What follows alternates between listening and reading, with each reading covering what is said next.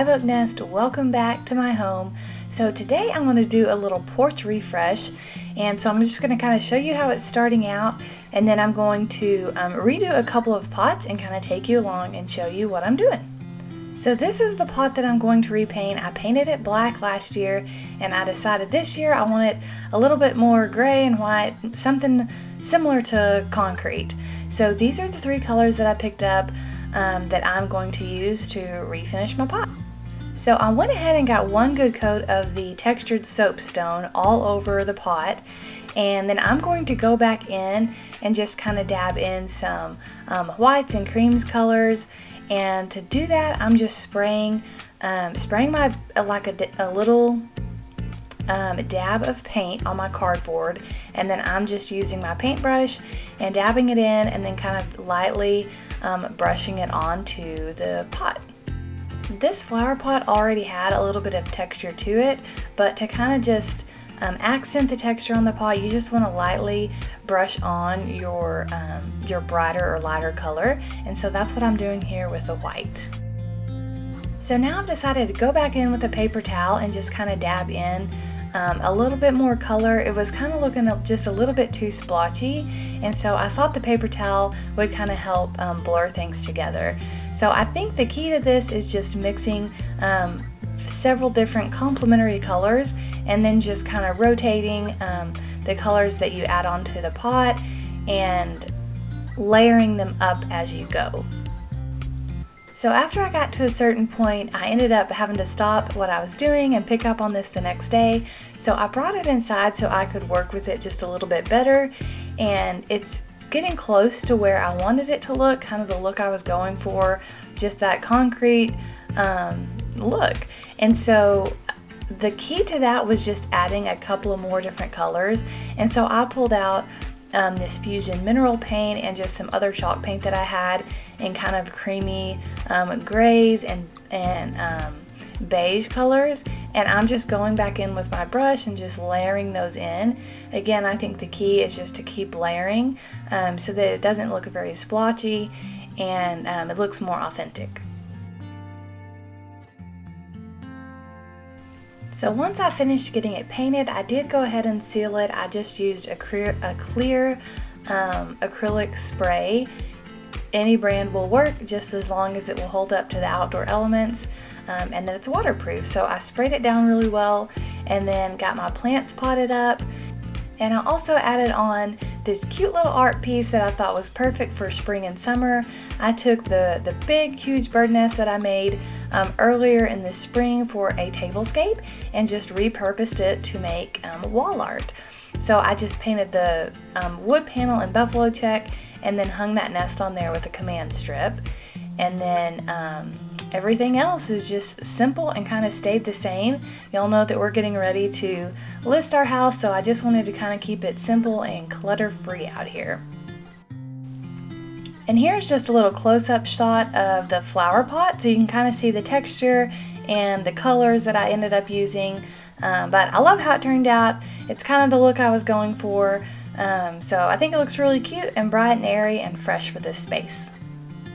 So for the next flower pots that I'm going to kind of make over, I'm going to use those inside my home, but I had picked up some of these little topiaries. You can see one here, and I'm going to put those on my fireplace.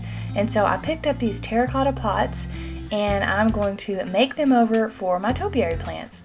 So the first thing you want to do is spray your terracotta pot, both the inside and the outside, really, really well with a sealer. So terracotta pots or clay pots are breathable, so when you water them, the water will kind of seep through the pot, and that's fine if it's like an outdoor pot or if you're not planning to paint the pot. But if you are going to put paint on it, you want to make sure you seal it first, or when you water your plant, your paint's going to just start kind of coming off from the inside out basically. So make sure you get it good and sprayed with a clear sealer before you start painting. So once you get it sealed, you can use any type of chalk paint, mineral paint, acrylic paint, any paint you have on hand. I'm using what I have, so this is it's a warm gray chalk paint. So I'm going to get a good coat of paint on here And then I'm going to show you how I decorate these pots using my Iron Orchid design molds and paper clay.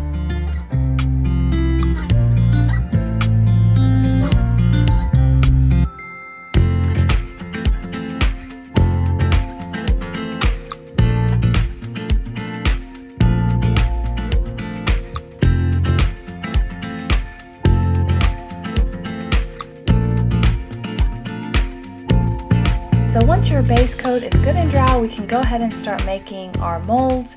So I'm again using Iron Orchid Designs, and this is, I think, one of their trimming molds. You can find these on Etsy. I will link some in the comments down below for you. And I'm also using this paper clay, which you can pick up on Amazon.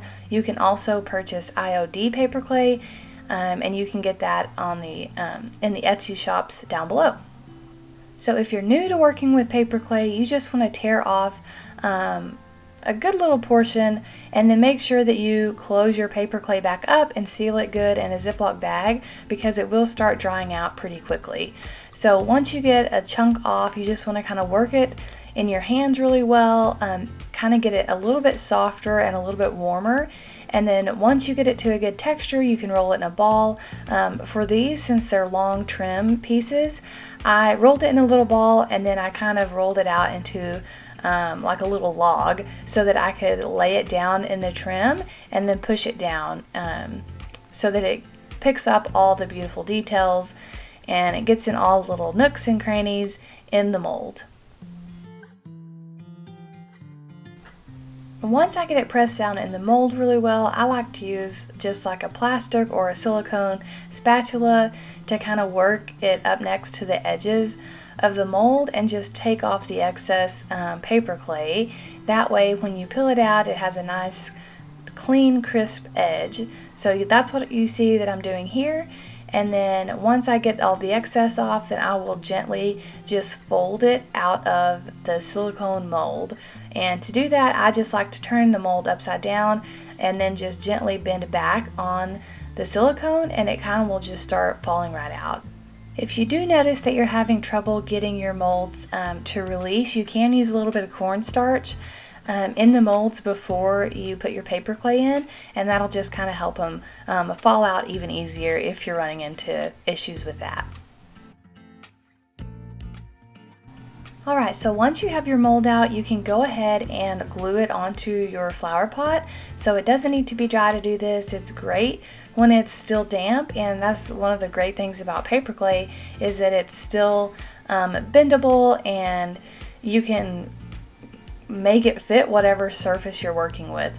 So I'm just going to take some wood glue, and I'm going to put a generous amount on the back of my piece of trimming here, and then I'm going to turn it over and lay it down, and then just gently press all along to make sure there's good adhesion between the mold and the flower pot.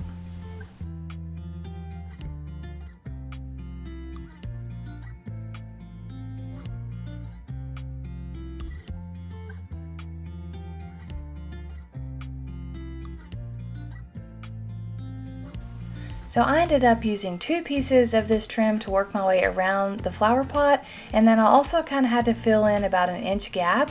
And so to do that, I just pressed a small piece of the paper clay into the mold and then trimmed it the size I needed it when I put it on. So once I put all of my molds on, I let it dry just for about 10 to 15 minutes, just until it forms like a slight crust.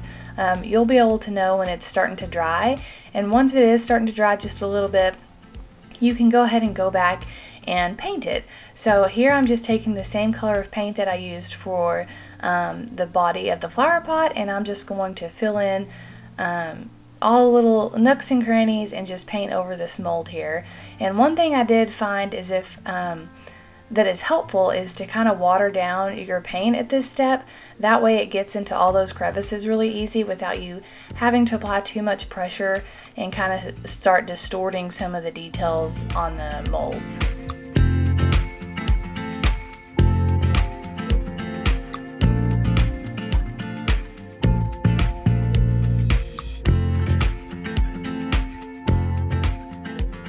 Alright, so now that that coat of paint is good and dry, I'm going to go back in with a couple of different colors and just dry brush on just a creamy color and a white color, just to give the pot a little bit more texture and dimensions, just so it doesn't look quite so flat.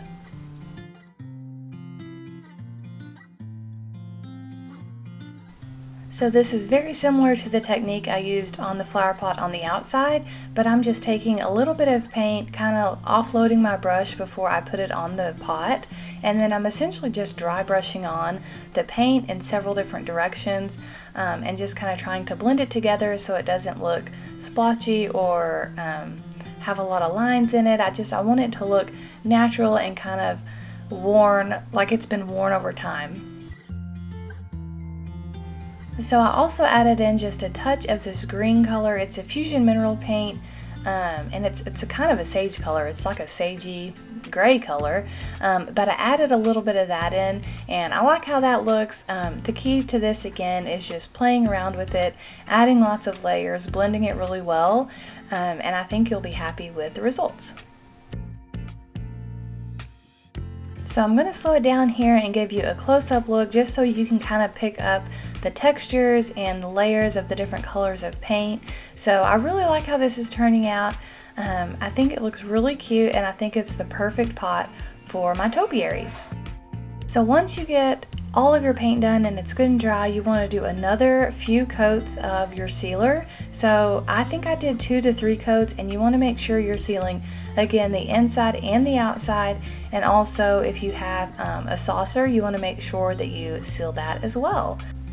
Here's a close-up look of how my topiaries look planted up in my new and made over terracotta pots. I just love the way these look.